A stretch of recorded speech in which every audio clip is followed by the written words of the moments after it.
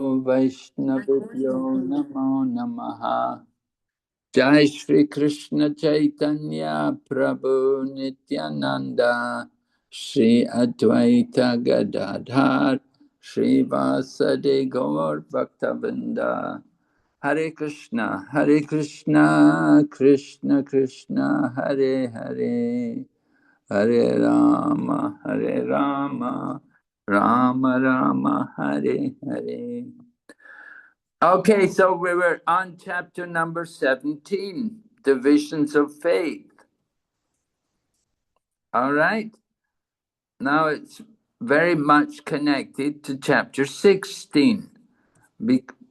Because at the end of chapter 16, Lord Krishna had given that verse. Maybe you remember. It's an important verse which you should know. Right? Text number 23. Ya Shastra Vidim Utsrijya Vartate Kamakarata Na Sasedim Avapnoti Na Sukham Na Paramgatim. Right? If we don't follow the Shastra Vidi, the regulation of the scriptures, then the result will be we will not get perfection, we will not get happiness, and we will not achieve the supreme destination. So that's very serious. If we're not going to get perfection or happiness or the supreme destination, then we should be very worried about it. And we should want to follow the scriptural injunctions. And then in the final verse, then Lord Krishna said, we should understand what is duty and what is not duty by following the scriptures. In following the rules and regulations, we should act so that we can gradually be elevated. So that's the key, the importance of following scriptures is there. So then Arjuna asks a question at the beginning of 17th chapter, and his question is very interesting. He said, what about those who do not follow the principles of scripture, but worship according to their own imagination? But not, in other words, they worship, they have faith in something. So are they in goodness, or are they in passion, or are they in ignorance? Right? So this is a question of Arjuna. He wants to know what about people? They have faith, but they don't follow any scriptures. Their faith is not in any shastra. It's just their own belief. They have their own beliefs. And there's a lot of people like that. And we were discussing a little bit different, a lot of people have different beliefs, and a lot of the beliefs are just coming from some imagination. People come up with something.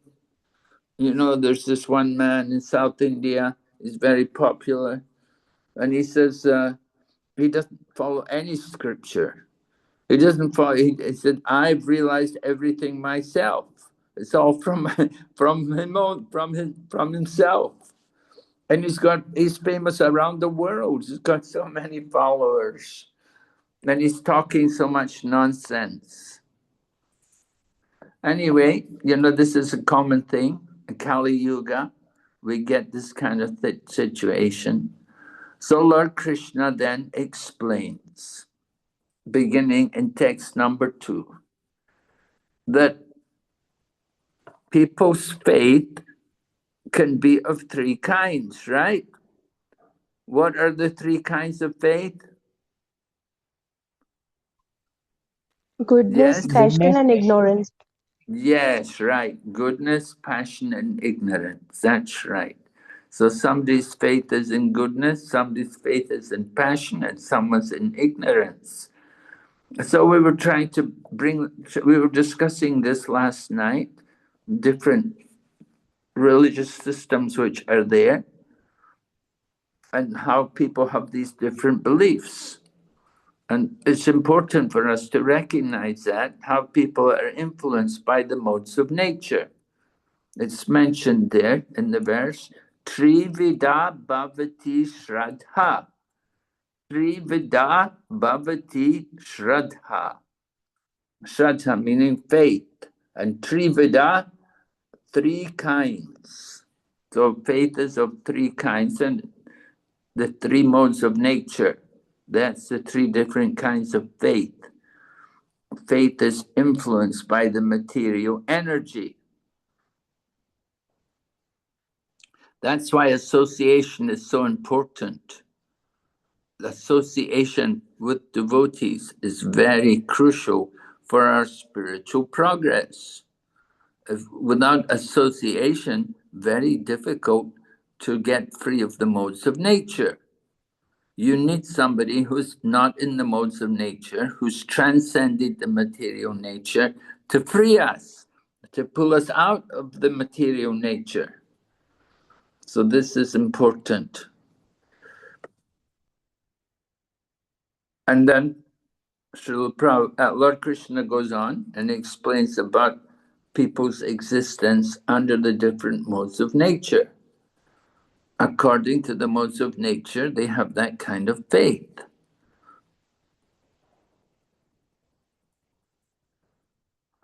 Now, of course, as devotees, we want to transcend the modes of nature. Of course, we have to have faith. Faith is the beginning of the process of devotional service, right? Adau Shraddha.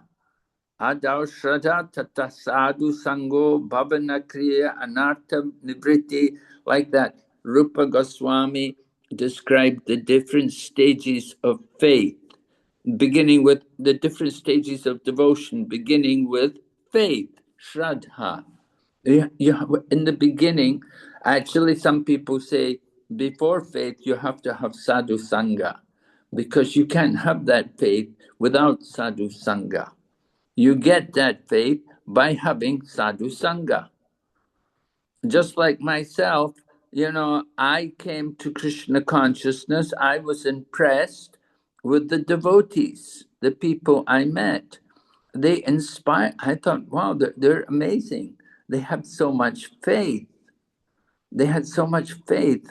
There was, for example, there was one French woman, and she was the pujari in the London Centre. And she was taking care of the deities, Radha, London, Ishwara. Later on, they were named by Srila Prabhupada like that. And she had so much faith in Srila Prabhupada. And she was always talking to me about Prabhupada, and I'd read Prabhupada's books, but I didn't have a lot of faith in him, but she had so much faith. And then I met other devotees like that, who'd been with Prabhupada from the beginning. They'd been with people like Mukunda, who had met Prabhupada in New York and then went to San Francisco, and then Shyam Sundar and Guru Das and Yamuna, and like that. They're amazing people, and they all had so much faith. So I was inspired by their faith, and it gave me faith also, because I saw how much faith they had. So association is so important. And Prabhupada in the purport, he writes that this word faith originally comes out of the mode of goodness.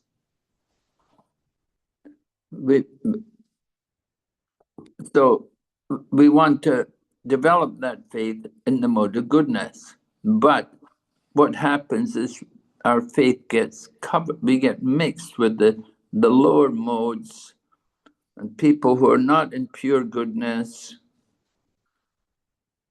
and we get affected by the lower modes of nature. So our faith becomes covered, our faith becomes contaminated, becomes faith in ignorance and passion. So it's important for us to cultivate the mode of goodness. That's the point. If we have that mode of goodness, then it's so much easier.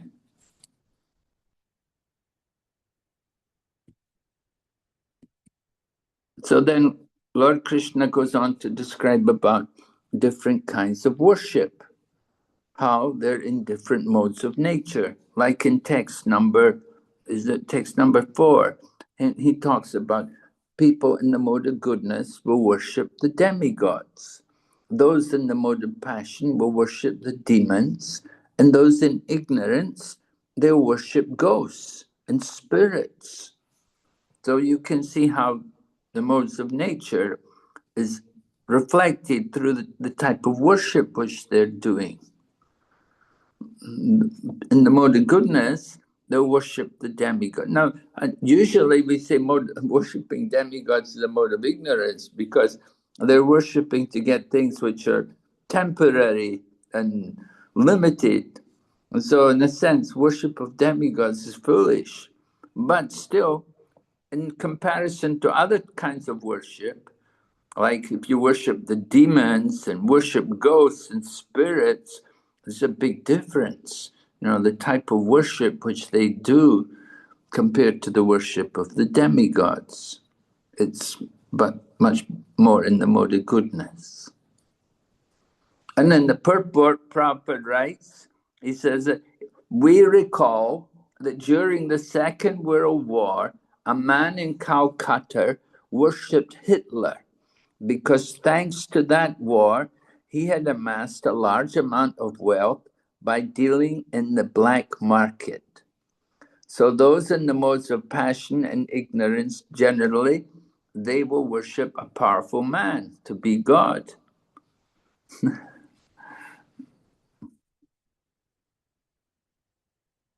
So this is how the modes of nature reflect the kind of worship.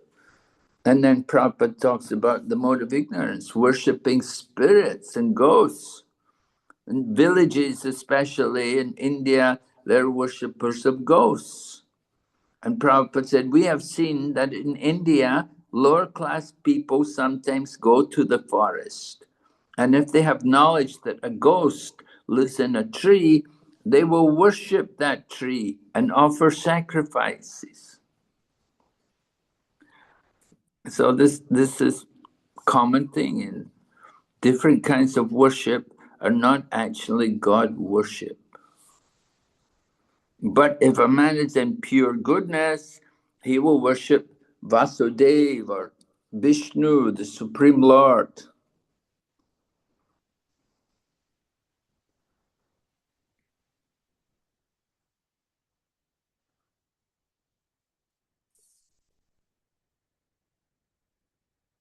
And then Lord Krishna then goes on to speak about different kinds of austerities and penances. That is also influenced by the modes of nature. We may think, oh, somebody's very austere, but their austerity can be in the mode of ignorance. And often it's in the mode of passion. They do it out of pride and egoism. As Lord Krishna said, they perform austerities and penances not recommended in the scriptures, performing them out of pride and egoism. And they're impelled by lust and attachment. And they're foolish and they torture the body. Just like one country where I travel is Malaysia. And in Malaysia every year, at about this time of the year, they will worship Lord Murugan. They will worship Lord Murugan, the one of the sun Kartikeya. It's called Murugan in South India, but Kartikeya in North India. And so they will, people will they'll bring some milk to offer to the deity of Lord Murugan. But at the same time, they'll stick all kinds of things into their body. They'll stick hooks into their body and they'll put things through their cheek. They'll put a long metal rod right through in one cheek, out the other cheek.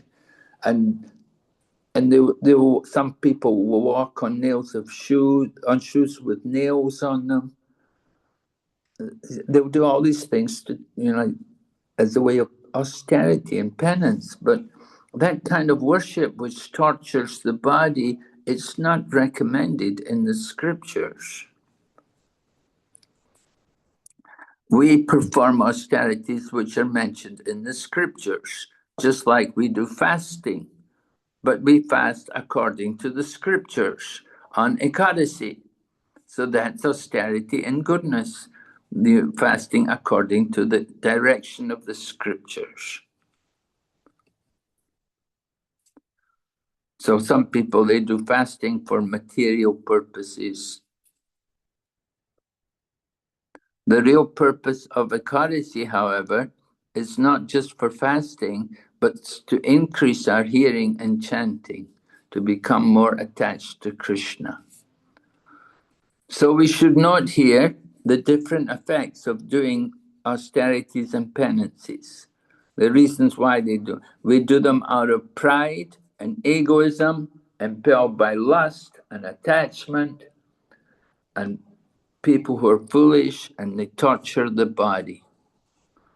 So these are all the reasons why people do these things, not pure motives. So people, then Lord Krishna goes on to talk about food in the different modes of nature. Now this is a very important aspect of devotional service. We, as devotees, we're very careful about what we eat. And we should eat food which is ideal. It should be prasadam, right? It should be offered to Krishna.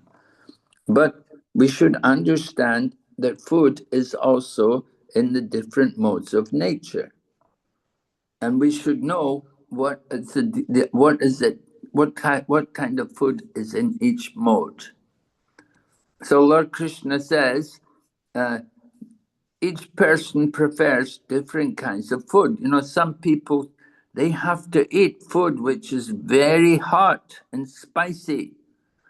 If there's no spices there, they, oh no, I cannot. No. If it's too plain with no chili and no, then people will say, oh no, I cannot take this. And these people, of course, they often have gastric problem, they have health problems, but they're very addicted to eat very hot and spicy food. It means food in the mode of passion.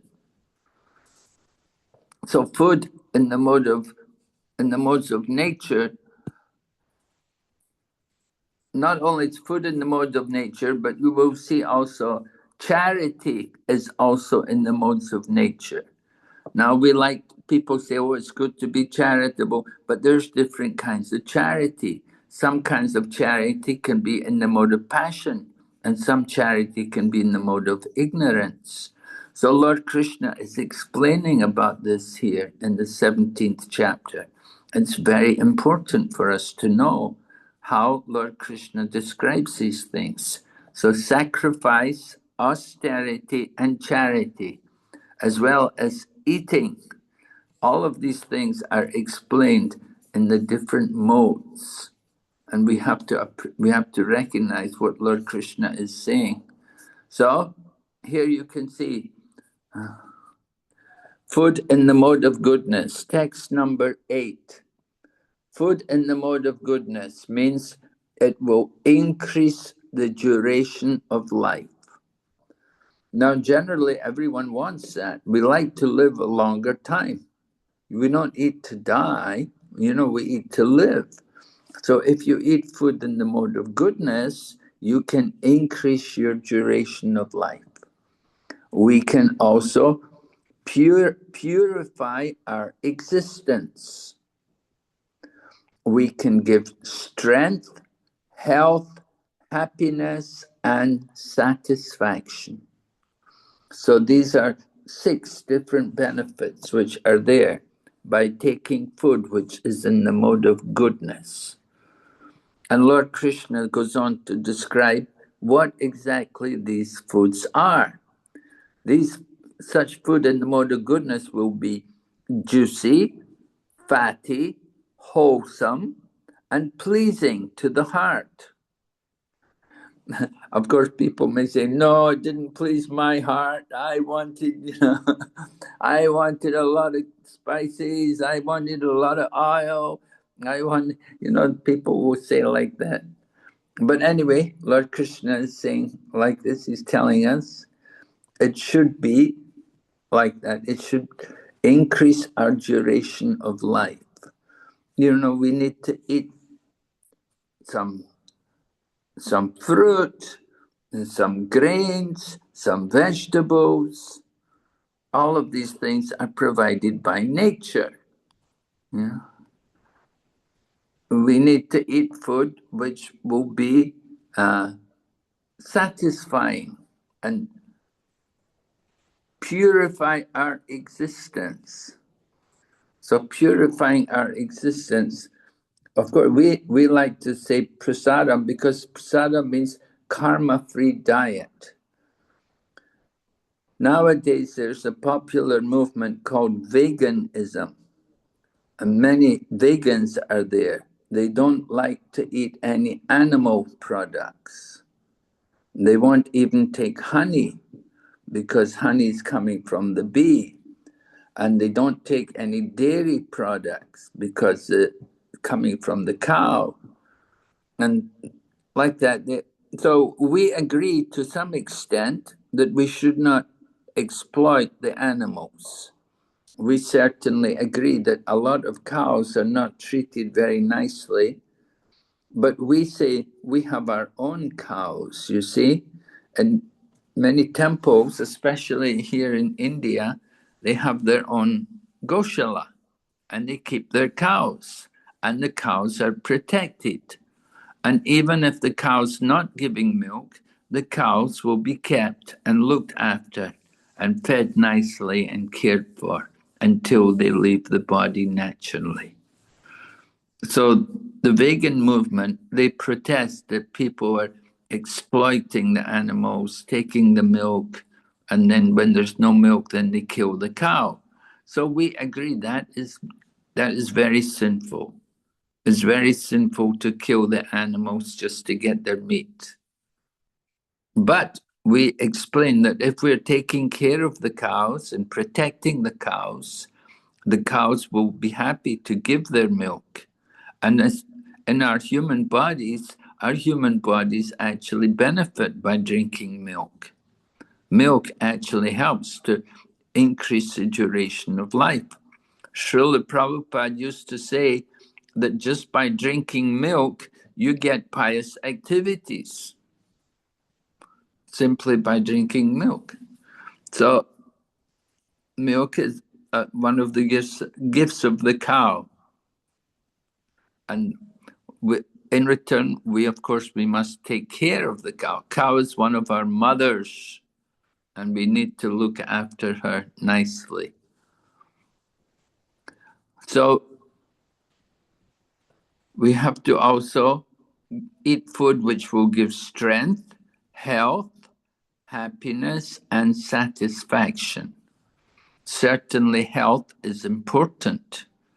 And people who are vegetarian are generally can be healthier than people who are non-veg.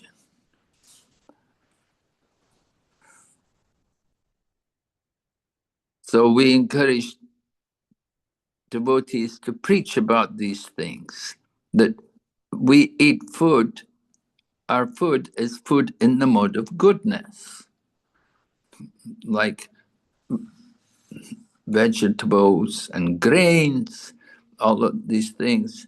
They're prepared nicely and tastily. They can give a lot of nourishment and satisfaction.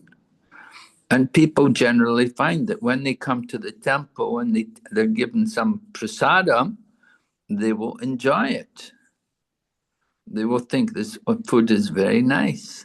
They can appreciate the mode of goodness from the food.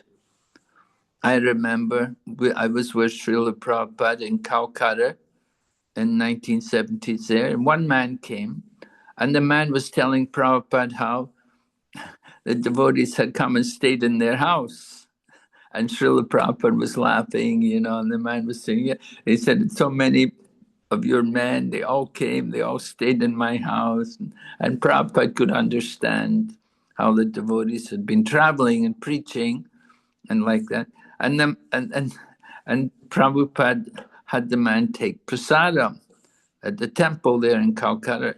And then when the man was eating the prasadam, he was saying, yeah, he said, your prasadam is so nice. He said, it's so satisfying, so pleasing. And Prabhupada said, yes. He said, that is the nature of spiritual food. It is prasadam. It has a special spiritual potency. And people can appreciate that.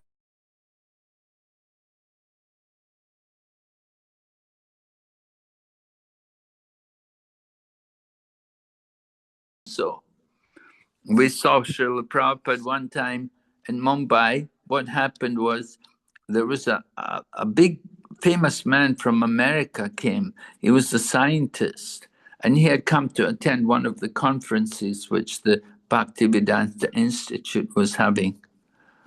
So he came to meet Srila Prabhupada, and Srila Prabhupada was preaching to him. And the man was listening. He wasn't very receptive, but, he was listening. And at one point, they brought in a big plate of Mahaprasadam for Srila Prabhupada. And it was a very nice offering. It was a very beautiful Rajbhog offering at the Juhu Temple. If you've been to the Juhu Temple there in Mumbai, it's very opulent. And when they make the Rajbhog offering, they have many preparations. So they gave the whole plate to Srila Prabhupada, all the Maha.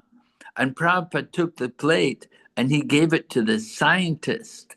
And he said to the scientist, he said, this is for you. He said, this is for you. And the scientist looked, and he said, okay. And he took the plate and he began to eat, eggplant, parmesan, and kachori, and chutney, and samosas, and sweet rice, and milk. Oh, so many things, And the scientist, he was eating, and as he was eating, he was hearing Prabhupada. Prabhupada kept preaching to him. And then before, he was just kind of listening. He wasn't very much receptive. But now he was eating prasadam. He became very receptive, and he began to add to Srila Prabhupada's arguments. And he was relishing the prasadam. And you could tell the prasadam was really purifying him. So Prabhupada was showing us, he said, this is how you preach. He said, our secret weapon is prasadam. You give people prasadam and you can change their lives. So this, our whole Krishna conscious movement it's a very big part of our preaching program, giving out prasadam. And in India, they have a lot. They do a lot. They do so many meals in the schools because the government are subsidizing also. They want all the school children, they should get a meal at school every day. So the devotees are providing a lot of meals in schools. So it's very nice. More and more people getting prasadam. They're appreciating what is the mode of goodness. Now, if you go on, you need to read the next verse, text number 9. You can read what is food in the mode of passion. So it's described, food in the modes of passion are too bitter, too sour, salty, hot, pungent, dry, and burning. And so these foods are very dear to those in the mode of passion. And these foods cause distress, misery, and disease. So, take your pick, it doesn't take a lot of intelligence to understand the advantage of food in the mode of goodness. When you read these kind of descriptions, who wants to eat these kind of things? It's something too bitter, too sour, too hot. Oh, no, You want something nourishing, tasty, satisfying. So this is food in the mode of passion. And food in the mode of passion means it will bring distress, misery, and disease. Although people like the word passion, they think, oh, passion, very nice, very exciting. But the result of passion, the passion results in misery, distress, problems. So we should be very aware, very afraid of things in the mode of passion. Passionate hairstyle, passionate food. I saw the one restaurant, it said, come and taste the passion. Krishna. Come and then when you get the car, it tells you, sit behind the wheel, feel the passion, or get on the motorbike, feel the passion as you're driving the latest motorbike, two-wheeler, very dangerous and easily crash and injure. But people get attracted to the passion. Then text number 10 describes the mode of ignorance. Food prepared more than 3 hours before being eaten. Food that is tasteless, decomposed and putrid, and food consisting of remnants and untouchable things, then such foods are dear to those in the mode of darkness. In other words, tamagun. Right? So when you hear these different descriptions, we will want to go more for the mode of goodness. Right? The mode of goodness, increase the duration of life, purify the mind, aid bodily strength. And the mode of ignorance, just the opposite. So Prabhupada in the purport, he tells us about what kinds of things are good for health. Foods that best aid health and increase life's duration, such as milk products, sugar, rice, wheat, fruits, and vegetables. These foods are very dear to those in the mode of goodness. And then he talks about some things like baked corn and molasses can be made pleasant when mixed with milk or other foods. They are then in the mode of goodness. All these foods are pure by nature. They're quite distinct from things like meat and alcohol.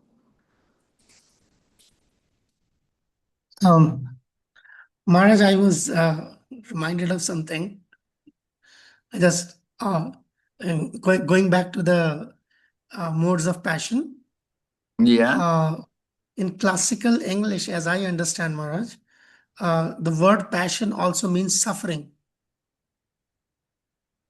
I remember this very famous movie that came out, I think 10 years ago, The Passion of Christ. Everybody thought, oh, that must be showing the passionate life of Christ. But the name of the movie actually means the suffering of Christ. So then, like, the passion actually, if I remember, if I understand correctly, passion also refers to suffering in classical English. Oh, okay. Yeah, definitely from Bhagavad Gita, we know that the mode of passion always results in suffering. Suffering, yes. So the English language must have taken their meaning from Bhagavad Gita. Anyway, Prabhupada goes on talking fatty foods have no connection with animal fat obtained by slaughter. Animal fat is available in the form of milk, which is the most wonderful of all foods. So Prabhupada is telling us, you have to drink milk. You should drink milk. And he says milk, butter, cheese, and similar products give animal fat in a form which rules out any need for the killing of innocent creatures. Right? We have to take care of the animals. We don't kill them.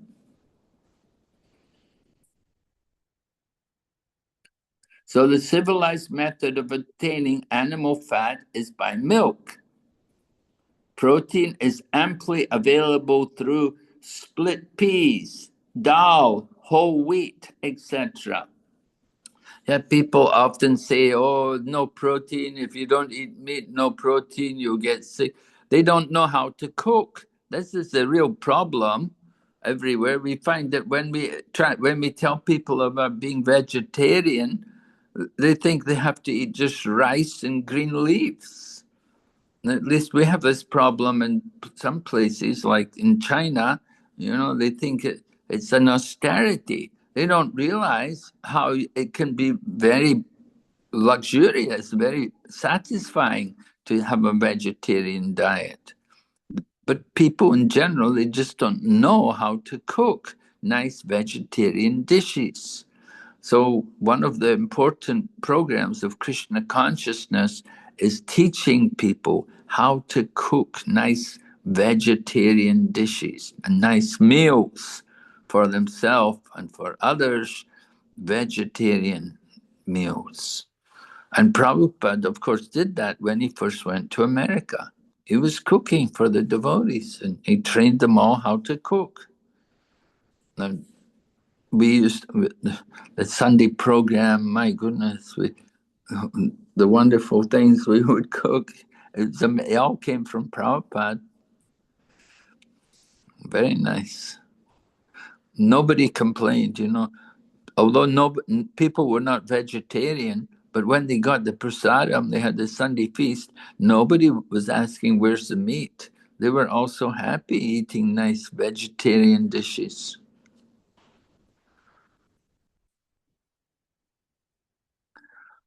So then Prabhupada talks of food in the mode of passion. He said, overly mixed with red pepper cause misery by reducing the mucus in the stomach, leading to disease. And food in the mode of ignorance are generally food which is not fresh. Food cooked more than 3 hours before it is eaten. But then Prabhupada said, except prasadam. So prasadam is allowed, but even if it's cooked maybe more than 3 hours, it's allowed.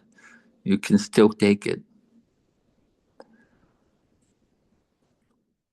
Some things like sweet rice, we would cook it, and we would cook it the day before or 2 days before and let it cool down, because the sweet rice is more relishable when it's cool rather than when it's hot. So some things can be like sweet balls. We could make them a couple of days before and keep them for the Sunday program and then distribute them. Some things can be prepared earlier. Not that everything has to be done exactly the same day. So then remnants of food, they can be taken only when they are part of a meal that was first offered to the Supreme Lord or first eaten by saintly persons, especially the spiritual master. So we would all like to get Srila Prabhupada's remnants. And Prabhupada would say, when Prabhupada, after taking his meal, he would instruct the devotee to take his remnants and distribute it. But he would say, mix it all up. Mix up the sweet and the salty and everything. Mix it all together. He said, we don't want people being fussy or picky. People come along and say, I want the sweet, give me this and give me that.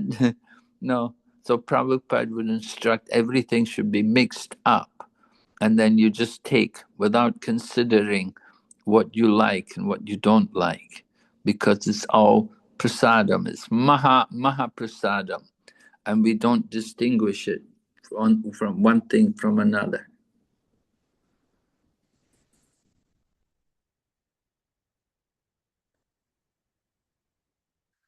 So then Prabhupada talks how people who are in the mode of ignorance, they like a particular type of food which is very disliked by those who are in the mode of goodness. And so different tastes for different people. The best food is the remnants of what is offered to the Supreme Lord. Right? That is prasada. And Prabhupada quotes the Bhagavad Gita, Patram Pushpam Palam Toyam.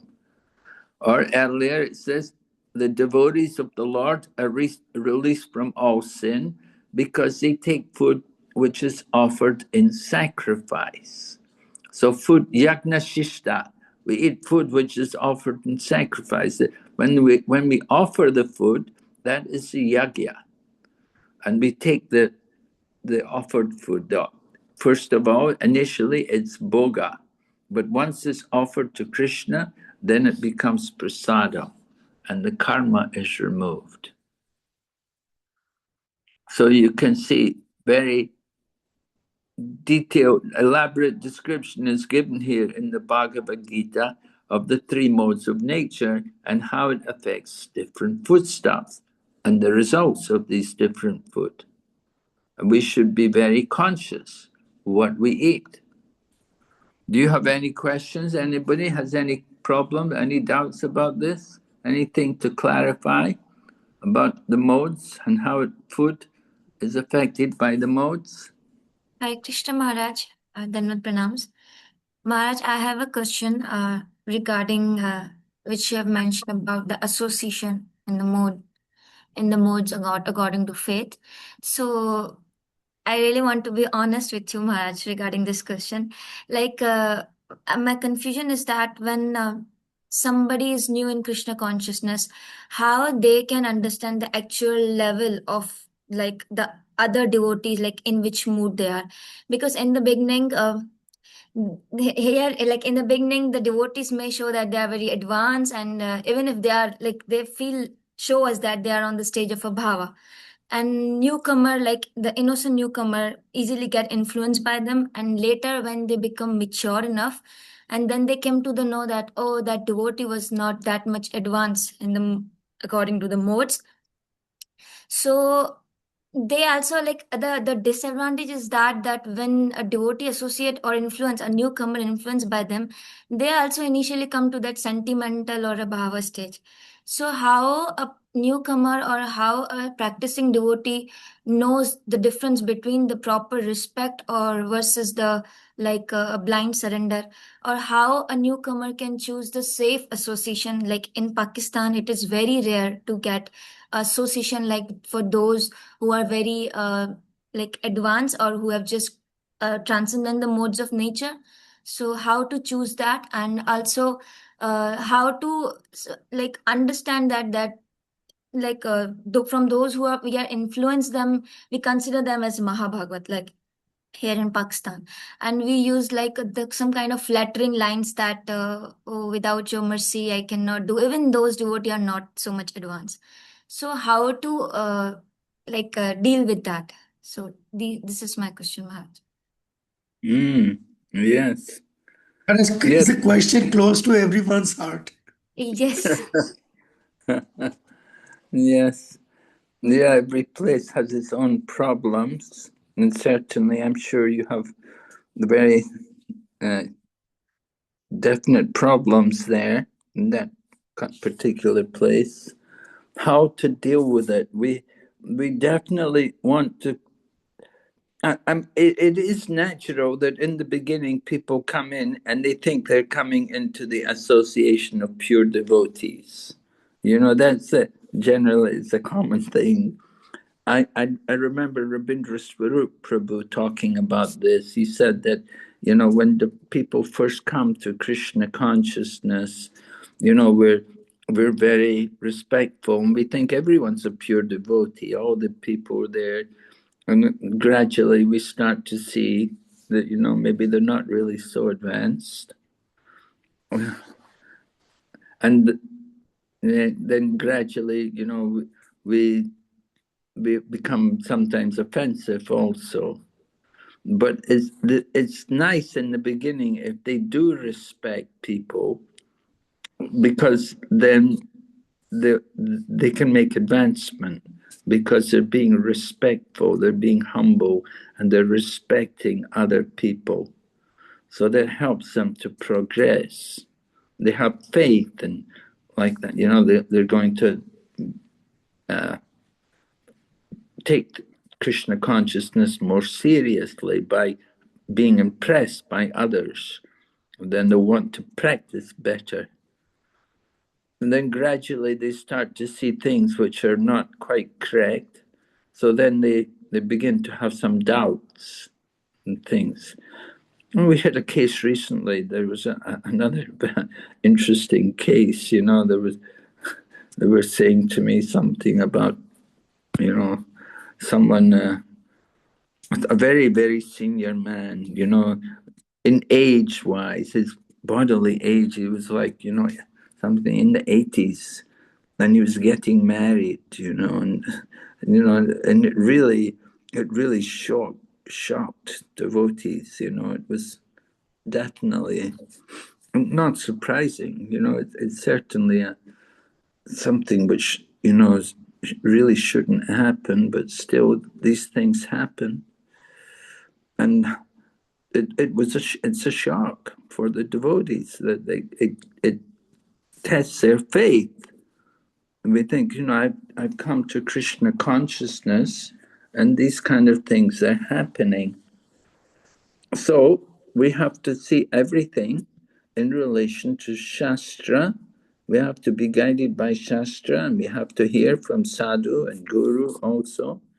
And we have to understand the example, the teachings, carefully. Just like when Srila Prabhupada departed from the world, we were very confused.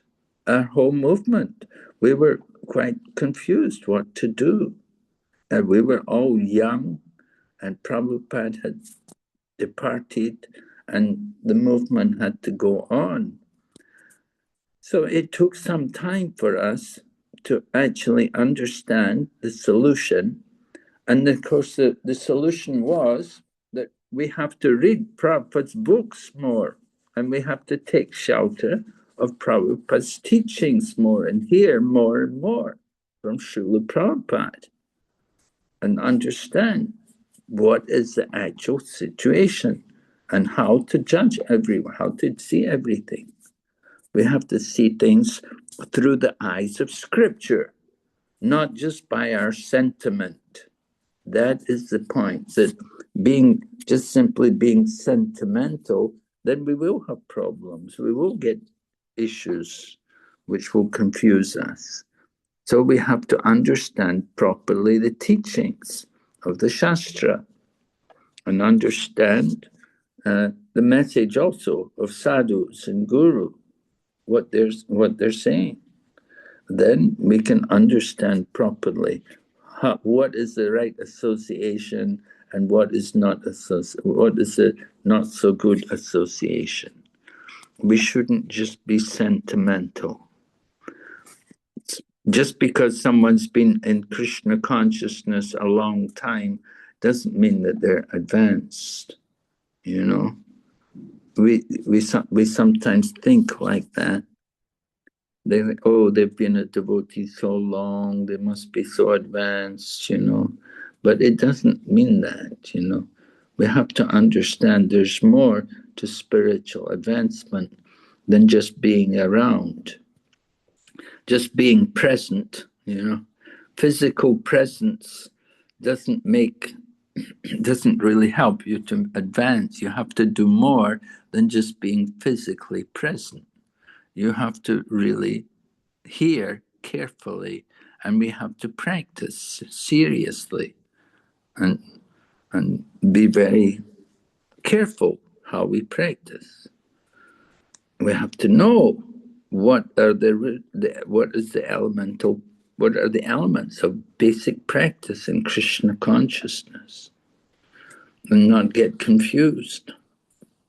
It's not just being around, and it's not just having the color, the saffron robes or these things. These things may look very nice, but it doesn't necessarily mean that one is actually advanced. And you cannot judge a person's spiritual advancement just by his title or just by his dress.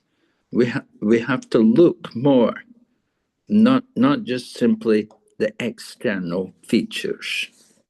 So this is a mistake. And Prabhupada talks how people think, oh, someone's got long hair and a beard, oh, he must be a great sadhu, you know. And similarly also, one may have, you know, shaved head and big sika and so on. We may think he's a very, very advanced, you know. But we have to see more than the just external features. We have to see the internal consciousness.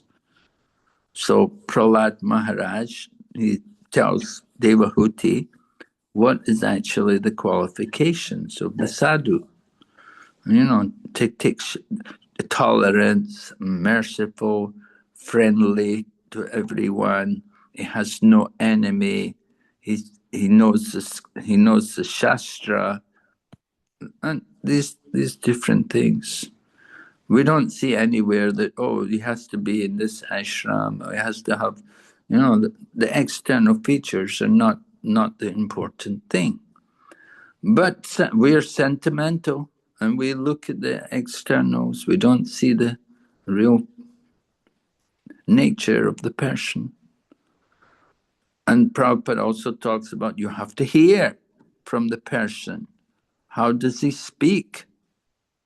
And in Bhagavad Gita, Arjuna asks, how can we understand one who is in transcendental consciousness? How does he speak? And what is his language? How does he sit? And how does he walk? And so these things are explained in the Bhagavad Gita. So when devotees actually start to study the scriptures, then they can be properly guided to understand what is the right association. And our Krishna consciousness movement, we're really trying to encourage the devotees to study the scriptures more. I know here in Mayapur, Srila Jayapataka Swami Maharaj has, for the past few years, he's been doing the different courses which we teach at the Mayapur Institute. And he's got all the way up, he's finished Bhaktivedanta, and he's going on to Bhakti Sarvabhauma, and he's encouraging all of his disciples. And he himself has made a mandate that he will not give someone second initiation until they've completed at least Bhakti Shastri. You see, so in that way, he said, we'll get brahmanas who know something. We don't just want illiterate brahmanas. You know, someone may say, oh, I've been initiated 5 years, I want to get Brahmin initiation now. But they never read the book. They don't know any verses of Bhagavad Gita. They hardly ever come to temple, you know, but they want to get Brahmin initiation. And so it's not very good. You know, we want brahmanas who are actually developing the Brahminical qualification. And Brahmin stage is below Vaishnava. You have to go on from Brahmana to become a Vaishnava. The topmost Brahmanas are Vaishnavas. We actually want people to become Vaishnava. So again, you know, we want to get devotees to understand. You have to read the books, you have to learn the philosophy, and then you can understand who to associate with and where is that association. It's very clear. Maharaj, there's a hand up. Yes. Yeah, Nana Kundani. Hare Krishna Maharaj. I am confusion. Please explain what are the do's and don'ts of fasting? Well, do's and don'ts of fasting.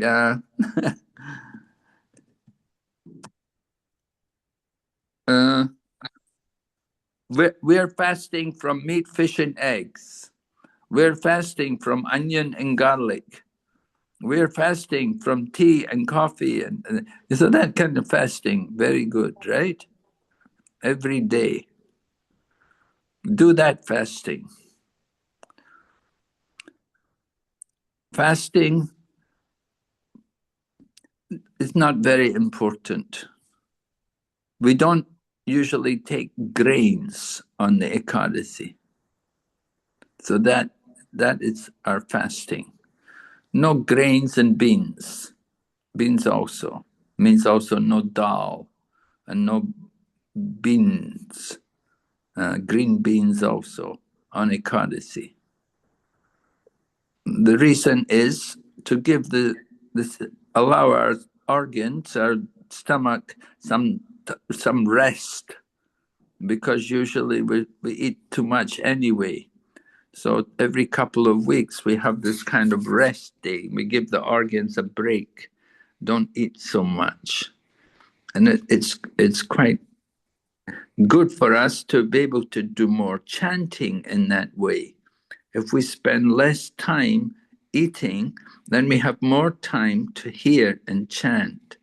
So Srila Prabhupada explains that the real purpose of Ekadasi is to increase our hearing and chanting.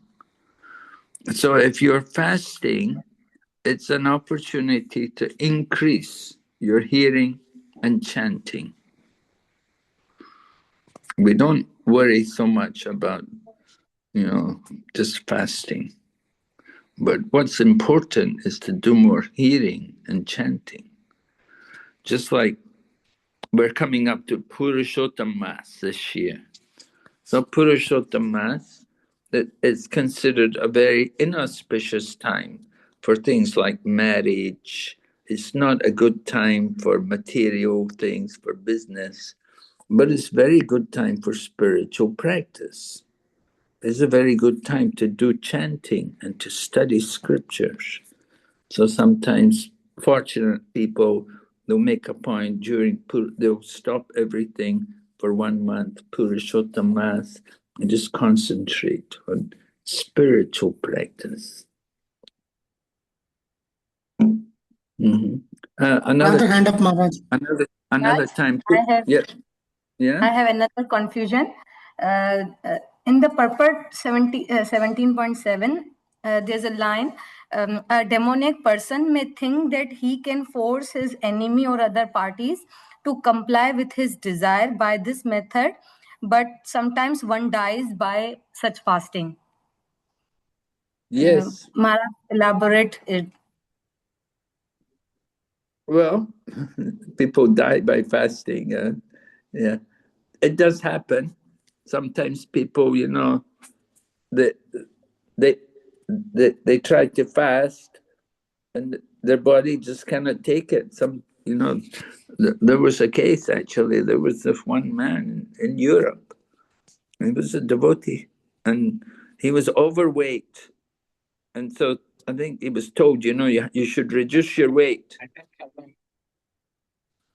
You should reduce your weight. So he tried to fast, but he tried to do it in an extreme manner, and his body couldn't take it, and he just died.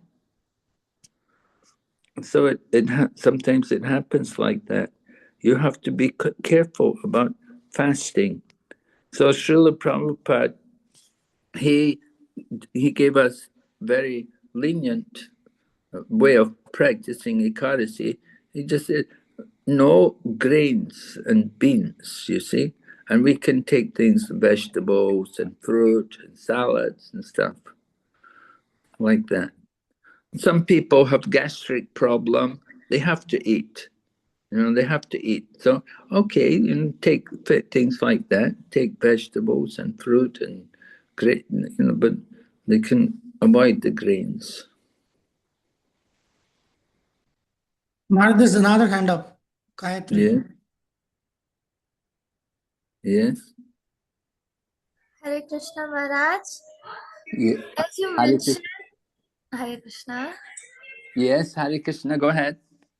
As you mentioned that a person who eats food offered to God gets rid of all sins, then there is no sins in his list, or he is not gonna face any kind of bad result in his life if he eats prasadam in his whole life. What, is that the question? A person who eats prasadam in his whole life, then he's gonna get rid of all the sins he do, or he's not gonna face any kind of reactions of that bad sins. Well, there's more to sinful life than just eating, you know. It's not just only prasadam. The people could be doing a lot of other sinful things, you know. You have to see what are they doing. It's not just only eating. But, you know, if you spend the whole time watching Bollywood movies, or you may be gambling, you may be doing so many nonsense things. So it's not that you can get rid of sin just only by eating prasadam. Certainly, prasadam is very nice, very purifying. But you have to also be careful about your other activities as well. All right, you have to understand the philosophy as well. When you want to learn something, you should have some knowledge. You want to understand Lord Krishna. If you want to get free of sin, you have to understand something about the teachings of Krishna consciousness. It's not just only eat prasadam your whole life and you won't have any sin. No, there's a lot of other sinful activities going on.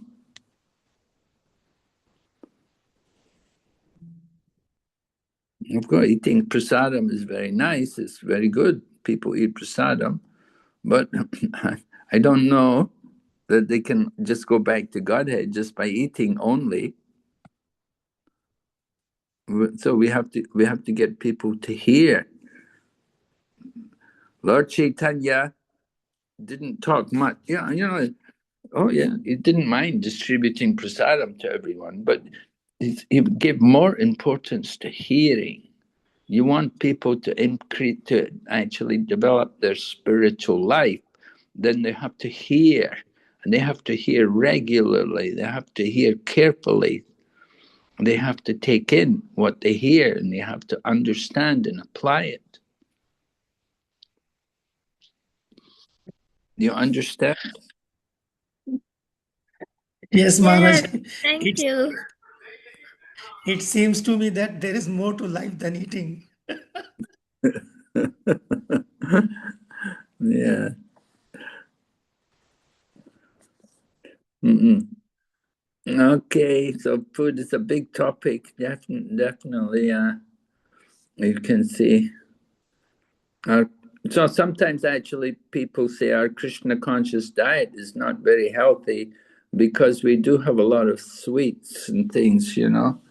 It can be a halava with a lot of butter and then so many fried things. So Srila Prabhupada actually, he had said that devotees, he said we could feast one day a week and the rest of the week we should eat basic food, like it should be staple food like rice, dal, chapati, sabji every day. And in the morning, we would have a cereal and we'd have a piece of fruit. And sometimes they would also serve maybe half a dozen chickpeas, few chickpeas, which would give you protein. You know, so that was our basic diet. You know, we had breakfast, so it was just some cereal with some, you know, with a piece of orange or something, and then these chickpeas. And then lunchtime, we'd have rice and dal and chapatis and sabji. And we wanted more, then there's always more dal and chapatis. And once a week, we'd have a feast. And the feast, you know, we'd cook very nicely. There would be sweets and sweet rice and halava and sweet balls and pakora and so many things. But that's only once a week. And we should be careful not to eat too much fried food. You know, if you eat the maha every day, then it's risky. You have to be careful for our health. Srila Prabhupada was very careful. You know, he He liked, of course, sweets, but he would take a little piece of the sweet and then he'd keep it, he'd save it, you know.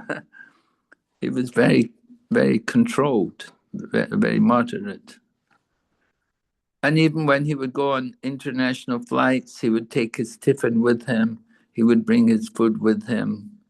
He would never go very far without having his own food. He always had his own cook with him, preparing food. And people, when they saw what Prabhupada was eating, then they were attracted. They saw it looked very nice.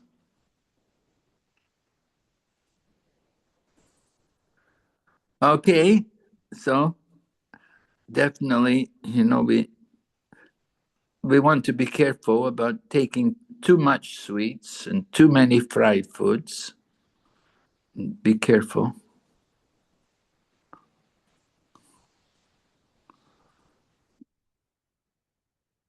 Right? So after describing about food, then Lord Krishna goes on to talk about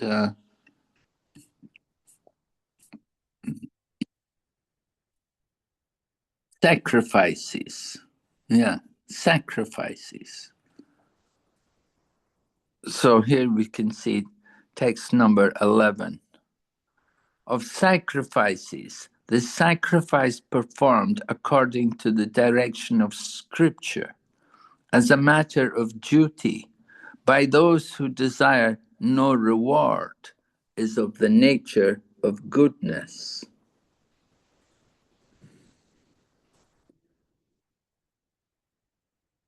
So Prabhupada explains, generally people do a sacrifice, they offer some sacrifice with some purpose in mind. In other words, they want to get something in return. But Prabhupada says, you should do should be done as a matter of duty. Don't think about what you're going to get. If we're thinking about material benefit, that is not the mode of goodness. So going to the temple and so on, doing the arti and so on, offering flowers, we don't think about what benefit we're going to get. We do it as it's our duty. There's a story about the blind man wanting to go to the temple. And his friend said, well, you're blind. Why you want to go? He said, he was saying to the blind man, you don't see anything. Why do you go to the temple? He said, no, I want God to see me. So that is very nice. That's a nice mood to think like that. We go to the temple to be seen, not to see, but to be seen. That the Lord is there in the temple and he sees there. He sees us. Mara, there is a question in the chat box for you. Okay. Can someone read it? Yeah. Here it is written that the prasad should be prepared in a particular way. Can you elaborate it? Prasad should be prepared in a particular way. Well, definitely, prasadam, I mean, people preparing food, they have to be clean. They have to be pure. Generally, you go into the kitchen, before you go in the kitchen, you should take a bath and put on clean cloth. Some purity should be there. And the people who are cooking for Krishna, generally we like to see brahmanas do that service. Twice initiated. It means people who are fixed and steady in the practice of Krishna consciousness. We don't like people who are not following regulative principles to go into the kitchen and to help cook. We often do find people coming along, they say, oh, I'll cook for you, but they're not vegetarian usually, they don't chant. And so these kind of people, to go in the kitchen, you know, it's not very good idea, because they have a lot of karma. They don't do any spiritual practice. So the people who are cooking and the people who are offering the food, they have a very important role to play in Krishna consciousness. Because the people who are cooking and people who do the offering, they have to be pure. And when they are pure, then the food, the prasadam, will be very pure and powerful. You'll get the highest quality of prasadam that way. You see, if the devotees themselves are not very pure, then the prasadam itself will also not be so powerful. Even though it's prasadam, it's offered to Krishna, but their own consciousness is going to affect the quality of the prasadam and the offering. It's going to be affected by their own mood. So these are some things which are there in the preparation of prasadam. Yeah? Just as devotees can be uttama and madhyam and kanista, so prasadam can also be a bit like that. It can be uttama and madhyam and kanista. We want to have the uttama prasadam, right? You want the best prasadam. And to get that, the cooks and the pujaris, and they have to be very pure. Just like when Madhavendra Puri went to Ramuna, Madhavendra Puri was going to Jagannath Puri. On his way, he came to Ramuna, and he went to see the deity there, and they were offering the sweet rice. Right? They were offering they make special sweet rice there at Ramuna, even today. Anyway, in the times of Madhavendra Puri, they were doing it. And Madhavendra Puri thought it would be nice to get some of the sweet rice to give to his deity. He had just found a deity on the Govardhan hill, and he thought it'd be very nice to cook sweet rice. But so what happened was the deity actually stole one of the pots of the sweet rice, which was being offered. When they offer the sweet rice, they offer several pots of sweet rice to the deity. And the deity took one of the pots and hid it. And then that night, the deity came in the dream of the pujari and told the pujari that I've taken a pot of sweet rice. I want you to give it to my devotee. So the pujari had to be a very pure devotee, because the Krishna came in his dream. And Krishna told him that I've stolen this pot of sweet. So just imagine the pujari got up from his bed, he took bath, and then he went into the temple room. Just see, he was so strict, pujari. He was really a good devotee. He got up, and because he'd been laying down in bed, he took bath again. In the middle of the night, he took his bath, and he went into the temple. And he found a pot there. And he was surprised, because he had taken all the pots away, but Krishna had stolen one pot. And Krishna told the pujari, give this to my devotee, Madhavendra Puri. So this happens when you have pure devotees. When the pujari and the cooks and so on, when they're really strict, then these kinds of things happen. They don't happen every day, but they do happen. You get very powerful things happening. Krishna can talk. Krishna can walk. The deity is a person. Don't think the deity is just a statue. So we have to understand. It will be if you think the deity is a statue, then he will appear a statue. But to the devotees understand Krishna as a person, and Krishna is eating the offering. So the devotee prepares the offering with the special love and devotion. It goes into the offering, So when that offering is made to the deities, then it's very powerful. And that's why the prasadam is so powerful. And when you get powerful prasadam, then people's consciousness is transformed, and you get more and more devotees. And people come, they want to do more and more devotion. And that's how it is.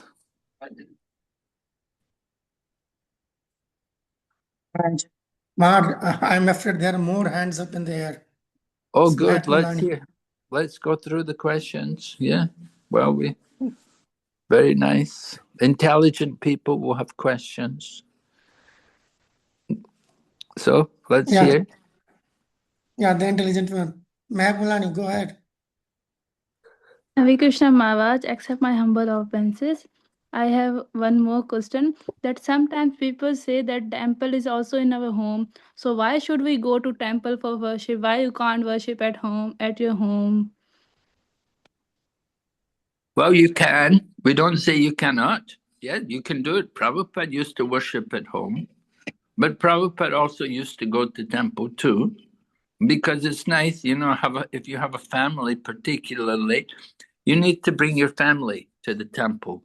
They need to get that experience of coming to the temple and seeing the deities in the temple and being with the other devotees. Of course, temple at home is very good. And it's good to do things at home. But sometimes you do need to come to temple. You do need to visit the temple, especially when there's a big festival. It's not quite the same at home. You have a big festival. You don't have how many. What kind of arrangements do you make at home for big festivals? It's important for the family to get the opportunity to come to temple and see the deities, or to help in the program for the temple. But you do things at home, you see, you're still attached to your home. The attachment is there, and you're thinking, this is my home. If you're thinking this is Krishna's home, then it's okay. But if you're thinking it's my home, then that's not the right thing, you see. We do need to get detached, and that's why we go to temple and we visit the temple. And it is recommended to go to temple and see the deities in the temple. At the same time, regularly, every day do things at home, but maybe once a week or more. Once a week, yeah, generally is good. Go to temple, see the temple, be with the devotees, hear the lectures, associate, have kirtan with the devotees. Things at home, you don't have quite the same atmosphere, but there's more powerful spiritual atmosphere in the temple. That's why you need to go to temple sometimes. Understand? Yes, Maharaj. Here is another question from another devotee, that can we attend the aarti without taking the bath? Like online aarti attending or doing in our home? Yeah, of course. You can take bath in the holy name. Take bath in the holy name, chant the holy name.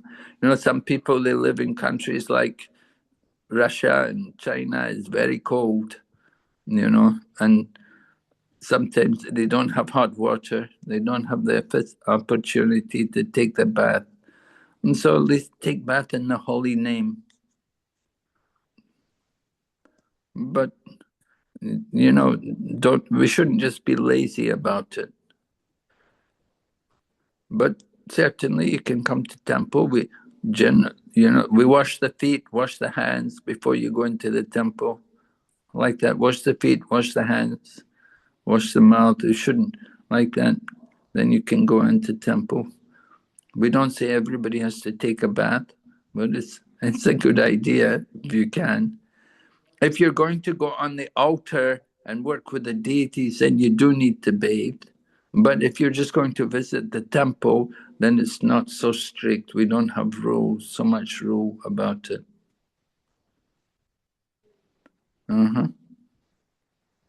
Thank you, There are more Maharaj. hands, Maharaj. Yes. There are more hands. Kashish Mataji, go ahead.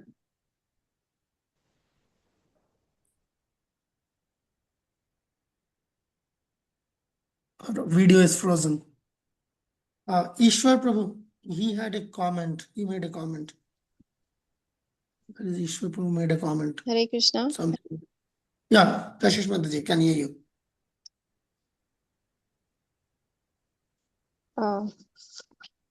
I think my internet is Audible? Yeah, we can hear you. Go ahead.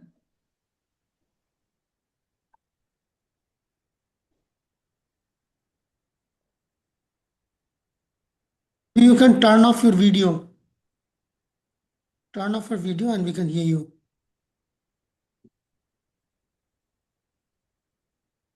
I think we lost him, Maharaj. Yeah.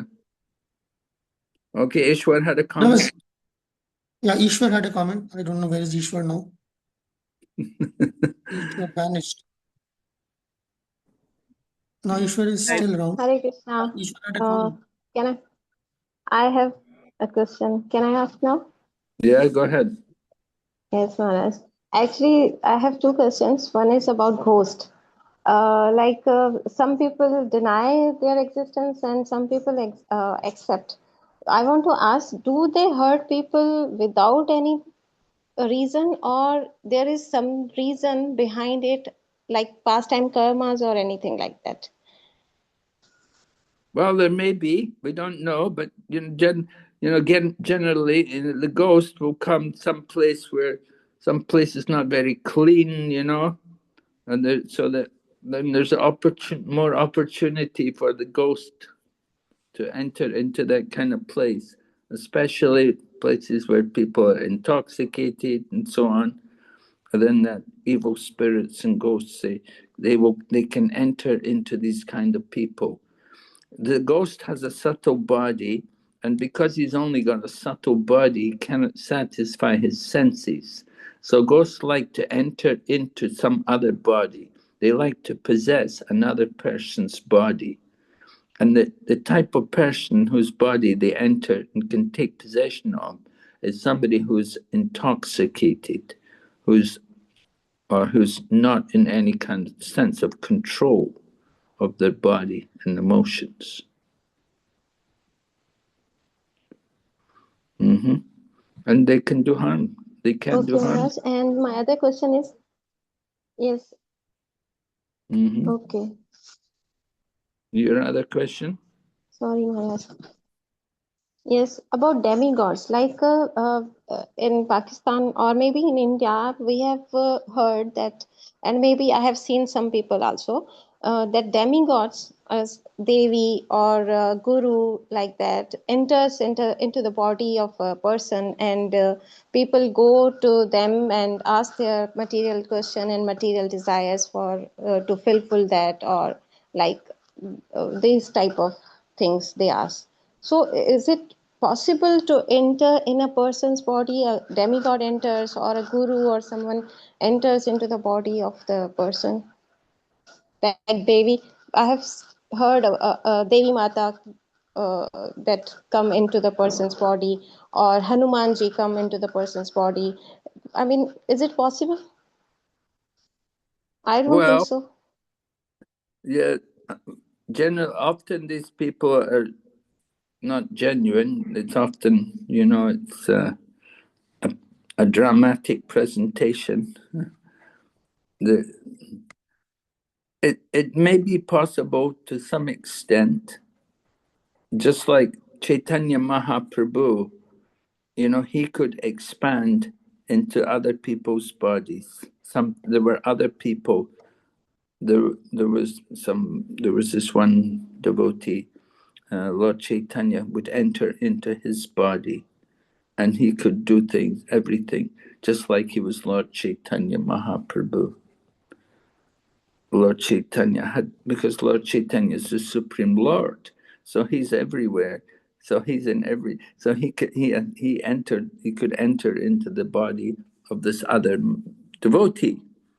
He was a devotee, and the devotee could tell things, which only Lord Chaitanya knew. So sometimes it would happen, Lord Chaitanya, he could do, but demigods and so on, they're not the super soul. Jen and Han, they're in one place. So usually these kind of things, it's all pretense, fake. It's not genuine, as you say. We're very doubtful about all these kind of things. When people say they're possessed with the spirit of Durga or Hanuman or whatever.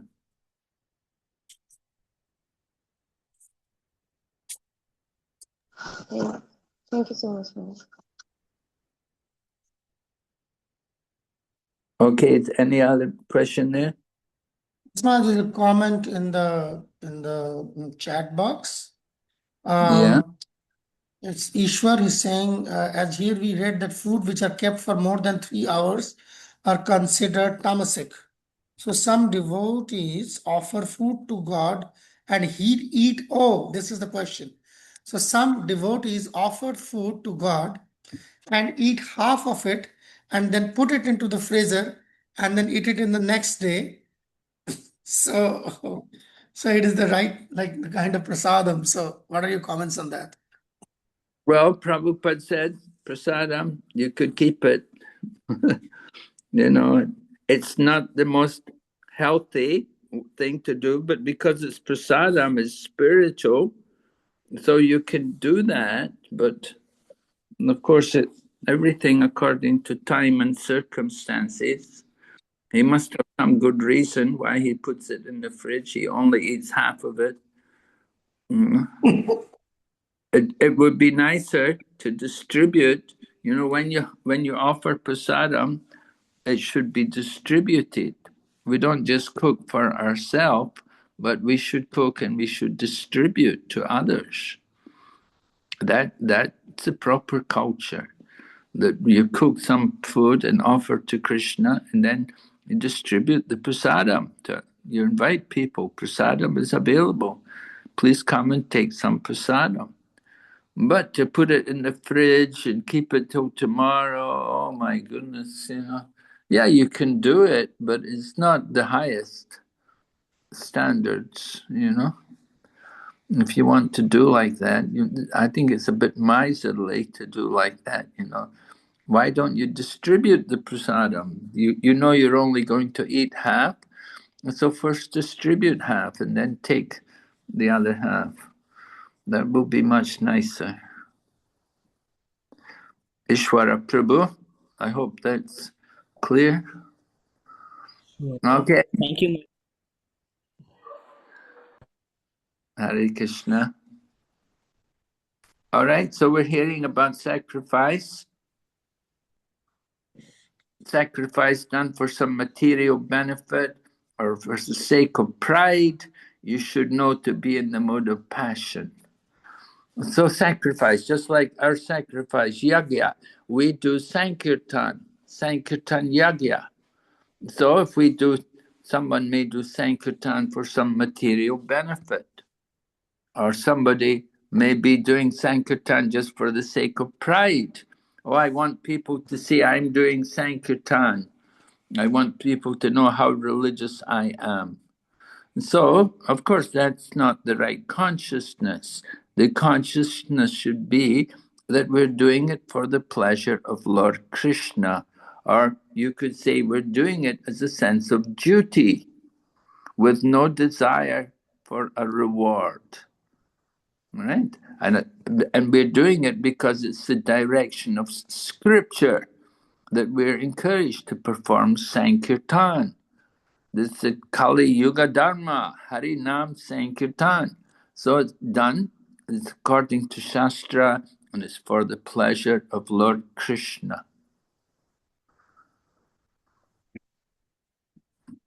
And then text 13 is another important verse, again mentioning about doing things without regard for the direction of the Scripture. So if we don't follow Scriptures, then we'll get a problem. So if we do a sacrifice which is not according to scriptures, and if we do it without distribution of prasadam, and without chanting Vedic hymns, and without giving charity to the priests, and without faith, then it's considered to be in the mode of ignorance. So even though you're doing the yagya, but if you don't do these different things, then it's a mode of ignorance. So distribution of prasadam, very important, you see. When we do any program, when we have a festival, there has to be some kind of prasadam. And Srila Prabhupada, in the beginning, when he first went to the USA, he couldn't always cook. And sometimes he would just take one apple and he would cut it into pieces and he'd give everyone a piece of apple. And in this way, this would be the prasadam. But some kind of prasadam, something has to be there. There should be distribution of. I know in London, when we would do a program, public program, Prabhupada would want to see what prasadam we are distributing. He'd say, "Let me see. Bring a plate for me. I want to see what you're serving to the public." And he would comment what he thought, if he liked it or not. So everything must be done very proper manner, especially sacrifice. We're talking about sacrifice. So yagna, you're doing a yagya, you may be doing a Griha Pravesh yagya or some just some Agnihotri yagya, maybe Diksha yagya, like that. There must be all these different things. It should be done according to the scripture. There must be prasadam. And when Prabhupada would give a lecture here in Calcutta in Calcutta in the evening, he'd give a lecture. We had to give out some kind of, we'd go and buy sandesh from a sweet shop and distribute sandesh to everyone because we were not so equipped to be able to cook a big meal for everyone. So we just bought some sweets. We bought some sandesh from the Bengali sweet shop and distributed some sandesh to everyone. And Prabhupada said, okay. So some kind of prasadam. And then also chanting of Vedic hymns. We're supposed to recite different. And then remuneration to the priests. Some brahmanas come and do some, you have to give them something. And most important, faith. We must also have faith. If we don't have faith in the yagya, then it's in the mode of ignorance. All right? Maharaj, I've got a very pertinent question here. This is like based on the same verse, 17:13. We're talking about like sacrifice, like any yagya without prasadam, without remuneration to the priest, certainly without faith.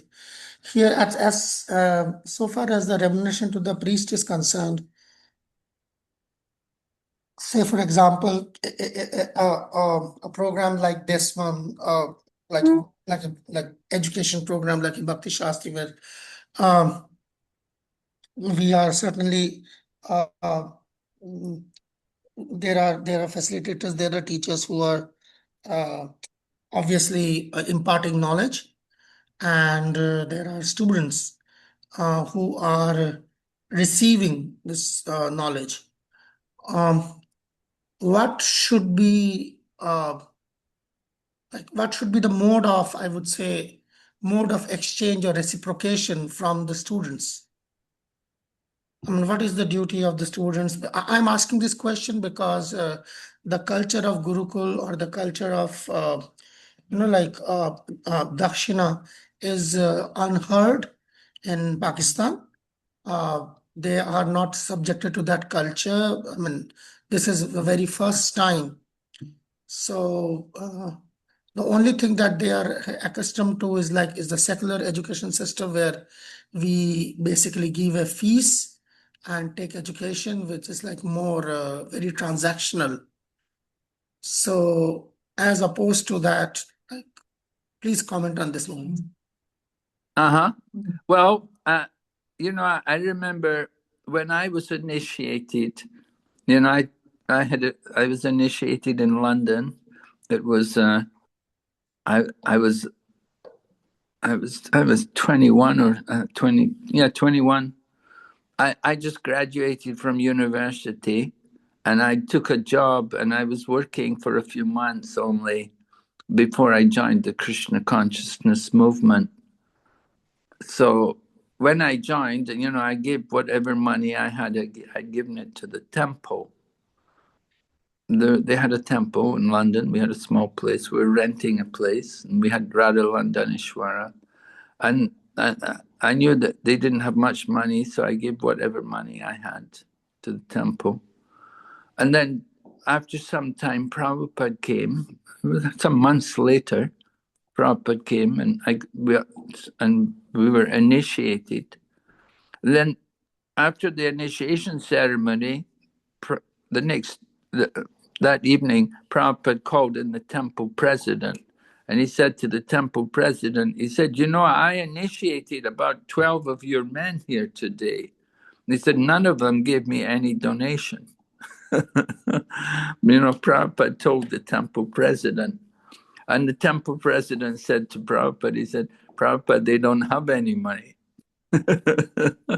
He said, they don't have any money. And Prabhupada laughed. He said, just see this country, England, useless. He said, anyway, the next day we went on Sankirtan, and whatever we collected in book distribution, we gave it to Prabhupada as Guru Dakshin. But it was, I didn't know that we were supposed to give something. Nobody had told me. And I said, as you say, I didn't know this culture about giving donations or anything. It had never been taught to me. And in England, people, they didn't have that kind of thing. I never gave any money or anything to any teacher or anything. It was unheard of. But generally, that is this. Now, like when we teach at Mayapur Institute and things like that, I don't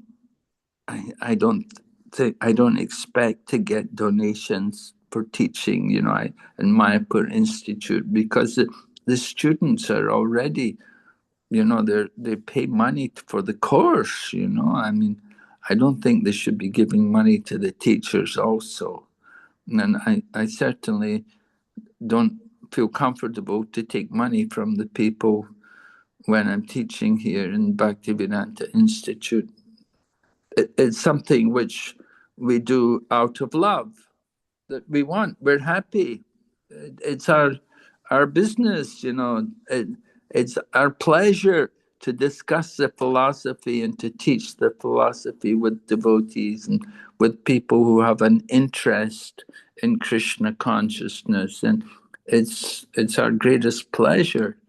And there's no question of feeling that, you have to give some money, some contribution for the teacher. There's other things you can give, just like things like you can give the guru a Brahmin thread, you can give him a bead bag, you can do things like that. I think that's nice, And I remember also we'd make some Brahmin threads and give them to Prabhupada. There's a list of different things, and I read it in one of Prabhupada's letters just the other day, and somebody had asked him about what gifts they could give and Prabhupada mentioned in the scriptures different things which you can give the guru. You can give some clothes, or you can give some, a scarf or something. One devotee, I remember Vishal, there's this one devotee, he brought a watch for Prabhupada, and he gave the watch to Prabhupada because he knew he knew he could get Prabhupada's watch. Because if somebody gave Prabhupada a watch, he said, "Here, you take my watch," and he would take the new watch. You see, and like that, he would, and then like that, the devotee would be happy to get Prabhupada's watch. So they'd buy something with the intention that the Prabhupada will give me his old one, So some people would do like that. But that's a little bit motivated. But it's nice. So, yeah, giving some charity, giving some donation to it doesn't have to be money anyway. That's definitely true, a fact, just some simple thing. You give some prasadam, you may cook some sweet or something, offer it to the group. Very nice. Not that you have to give all the time money. Okay. Any other questions? Yes. This about sacrifice in the mode of ignorance? Everybody okay?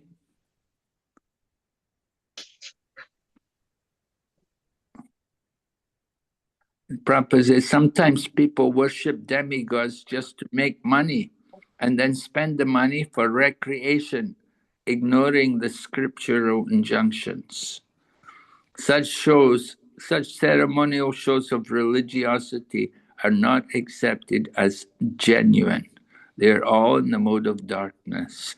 They produce a demoniac mentality and do not benefit human society. All right? How are we doing here? Have we got time to go on to the next one? The next one's very important. Austerity. Austerity. We're hearing about the austerity of the body. There's austerity of the body, austerity of the mind, and austerity of words. Right? So first here, austerity of the body.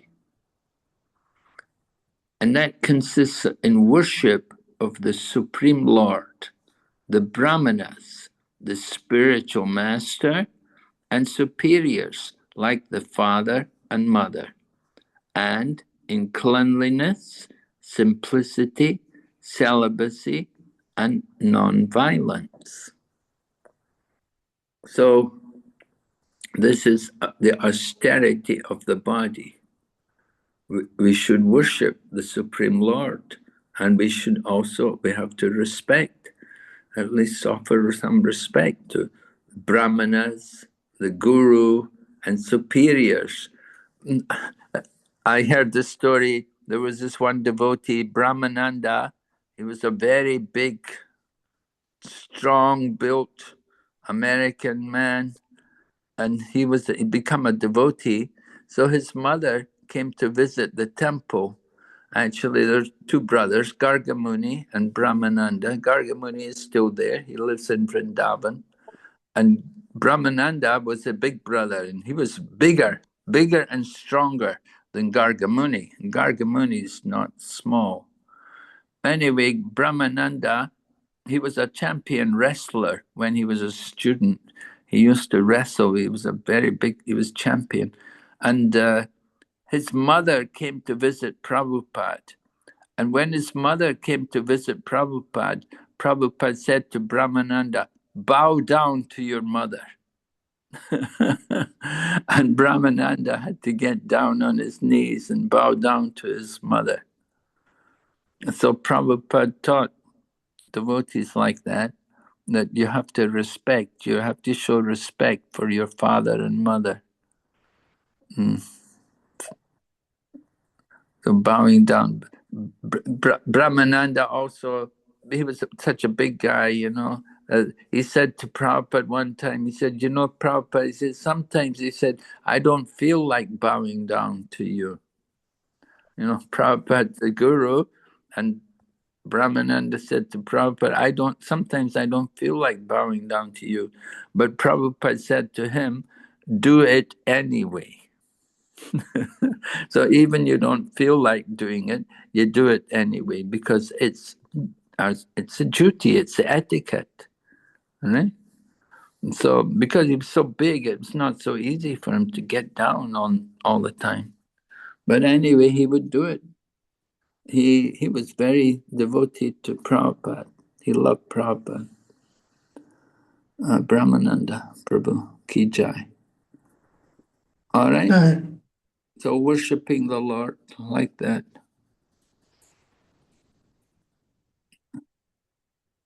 Okay. We'll go on tomorrow night because there's a lot of points, important things here to be understood, and we need to go through it properly. Are there any hands up? Any more questions before we finish? Not as of now, Maharaj. No more hands up, huh? Not as of now, Maharaj. Okay.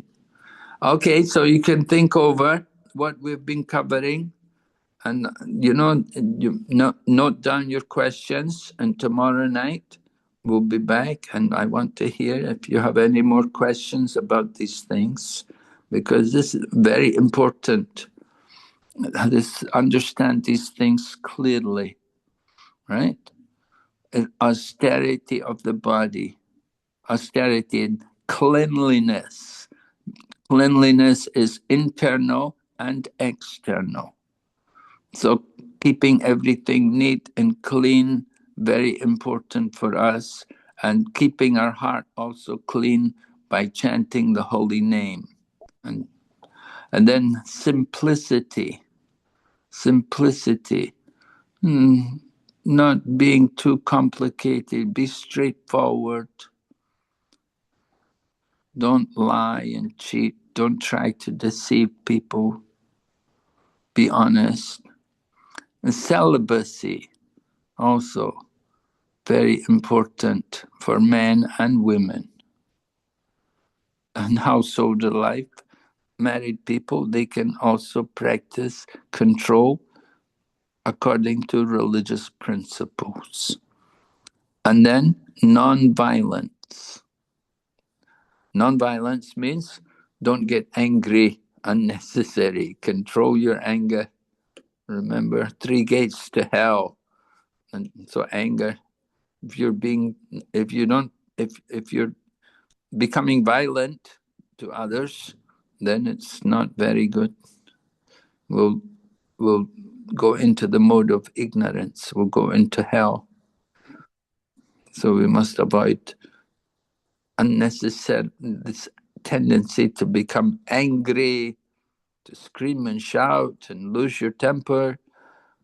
You must be peaceful and control the mind. So that's non-violence. All right. So these are all different aspects of austerity of the body.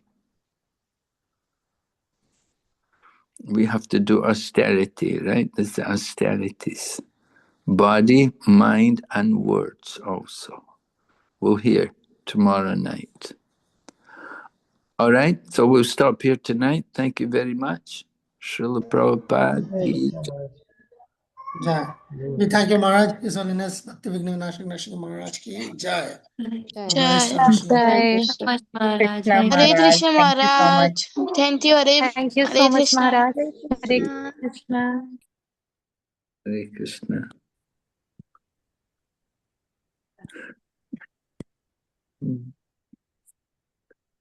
There you go.